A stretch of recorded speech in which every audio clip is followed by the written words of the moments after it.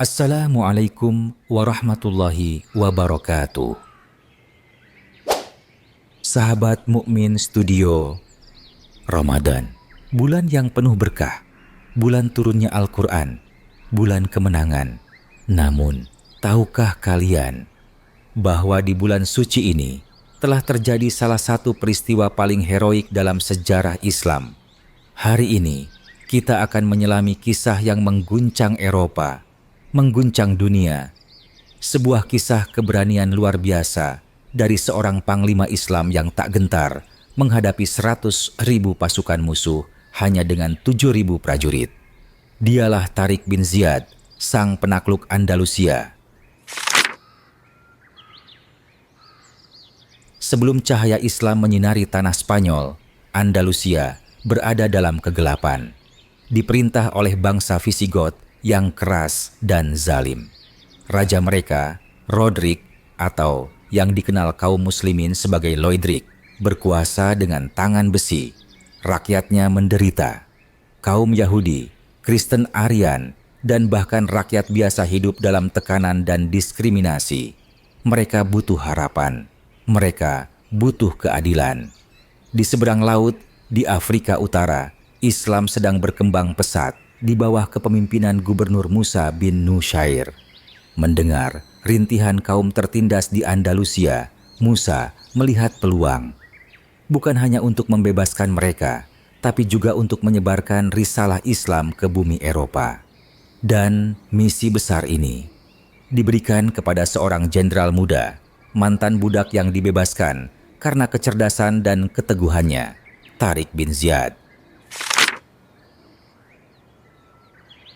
Tariq bukanlah bangsawan Arab.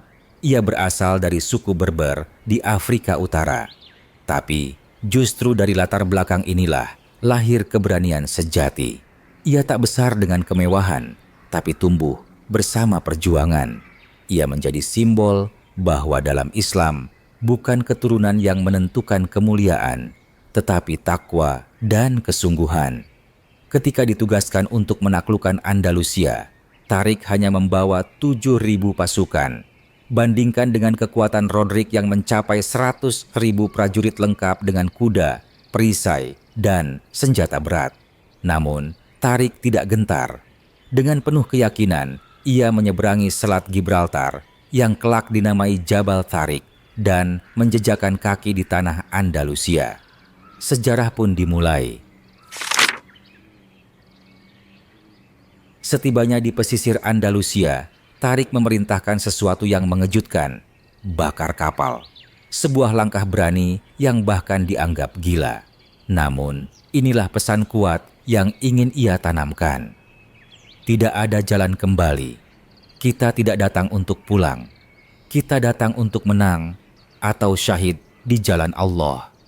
Api dari kapal-kapal yang terbakar itu tak hanya membakar kayu, tapi membakar semangat jihad pasukannya.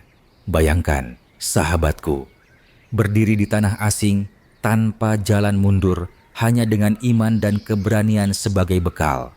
Hanya orang-orang yang yakin kepada janji Allah yang sanggup melangkah sejauh ini. Raja Rodrik akhirnya tahu akan kehadiran pasukan Muslim. Ia mengumpulkan seluruh kekuatan pasukannya dan bergerak menuju selatan.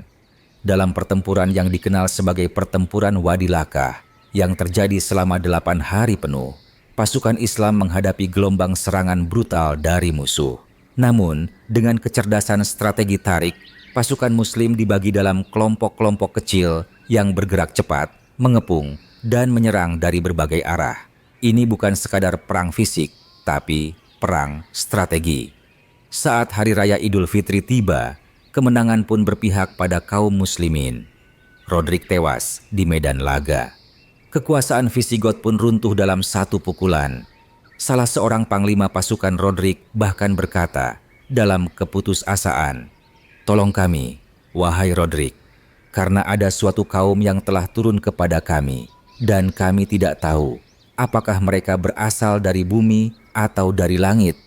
Bayangkan, musuh pun sampai tidak bisa membedakan apakah mereka manusia atau malaikat.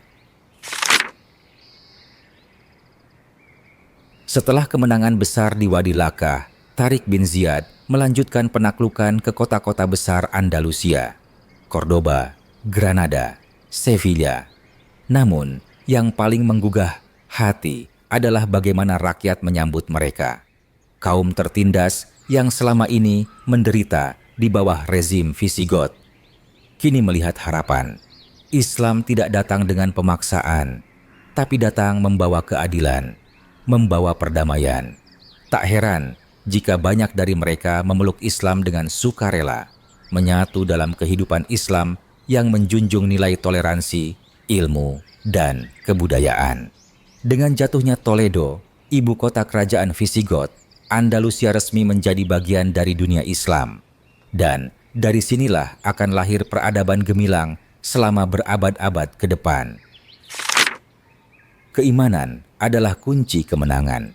Bukan jumlah, bukan senjata, tapi keyakinan kepada Allah. Strategi dan kecerdikan. Islam tidak melarang kecerdasan, bahkan memerintahkannya. Tariq menunjukkan bagaimana taktik yang tepat bisa mengalahkan musuh besar. Keadilan lebih kuat dari penindasan.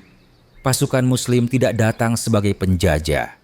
Mereka datang sebagai pembebas, dan rakyat menyambutnya. Persatuan adalah kekuatan. Pasukan Muslim terdiri dari Arab dan Berber, namun mereka bersatu.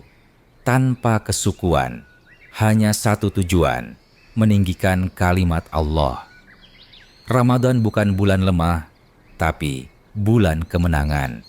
Dari Badr hingga Andalusia, bulan Ramadan menyimpan kekuatan luar biasa bagi yang bersungguh-sungguh. Sahabat Mukmin Studio, hari ini kita mungkin tidak sedang berdiri di medan perang seperti Tariq bin Ziyad, tapi kita punya tantangan sendiri di sekolah, di tempat kerja, di lingkungan kita, bahkan dalam diri kita sendiri. Kita melawan kemalasan, kejahilan, kemunafikan, dan berbagai bentuk kezaliman zaman modern. Maka, marilah kita belajar dari Tariq bin Ziyad. Berani melangkah ketika orang lain ragu. Teguh berdiri saat orang lain jatuh. Percaya kepada Allah ketika segalanya tampak mustahil. Sejarah telah mencatat 7.000 pasukan Muslim di bulan Ramadan mampu menaklukkan 100.000 pasukan kafir yang kejam. Bayangkan apa yang bisa kita lakukan jika kita memiliki iman yang sama, semangat yang sama, dan cinta yang sama kepada agama ini. Semoga Allah jadikan kita bagian dari orang-orang yang menegakkan kebenaran di zaman ini, sebagaimana Dia menolong Tariq bin Ziyad di masa lalu.